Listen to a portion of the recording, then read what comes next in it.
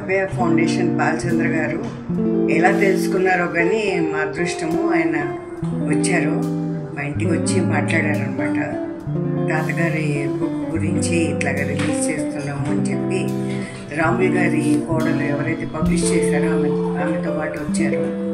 కానీ తర్వాత నాకు తెలిసింది, నిన్న మేము ఫంక్షన్ అప్పుడు చూసాము, వీడియో చూసాము. ఈయన గురించి నాకు ఆల్రెడీ ఆయన భారత దర్శన్ బుక్ ఇచ్చారు, పెద్దది. అది చదివాను నేను. ఆయన ఎక్కడెక్కడ తిరిగారు, ఏం చేశారు అన్నీ కూడా చూశాను అనమాట, చదివాను.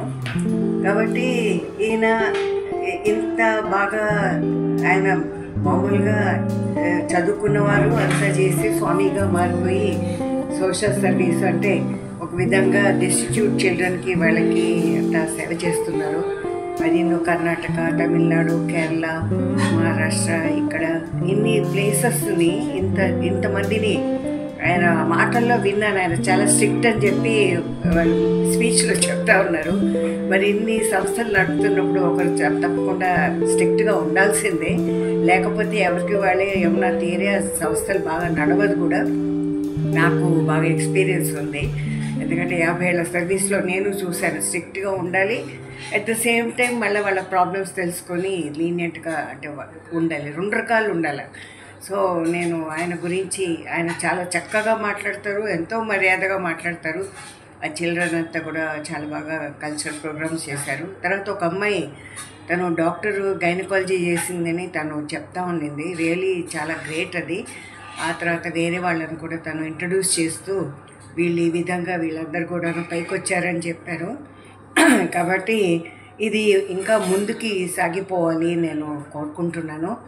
ఎందుకంటే రమేష్ గెల్లి గారు ఫాదర్, నారాయణ చెట్టి గారు మా ఫాదర్ అంతా ఫ్రెండ్స్ అనమాట. ఈ కాలనీలోనే వాళ్ళు, నారాయణ చెట్టి గారు ఉండేవారు, మా ఫాదర్ కూడా ఇక్కడే అనమాట. మేము చిన్నప్పటి నుంచి వాళ్ళ ఫ్యామిలీతో చాలా క్లోజ్గా ఉంటున్నాము. సో వాళ్ళు కూడా ఈ ఫౌండేషన్తో కలుస్తున్నారంటే, అభయ ఫౌండేషన్తో, నాకు చాలా సంతోషంగా ఉంది. ఎందుకంటే వాళ్ళ నారాయణ చెట్టి గారి ఆఖరి అబ్బాయి రాధా అని మా తమ్ముడు, వాళ్ళిద్దరు చాలా ఫ్రెండ్స్. నారాయణ చెట్టి గారి అమ్మాయి పరిమళ, మా చెల్లెలు ఒక ఏజ్ వాళ్ళు చాలా ఫ్రెండ్స్.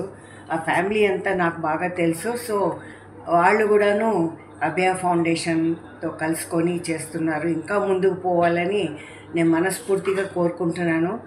బాలచంద్ర గారి మాటలు విన్నాను, ఆయన అక్కడ కూడా ఎంత చక్కగా అన్నీ చెప్తా ఉన్నారు, వీడియో చూశాను.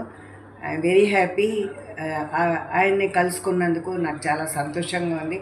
ఆయన రాకపోయింటే ఆయన ఎవరో కూడా నాకు తెలిసేది కాదు.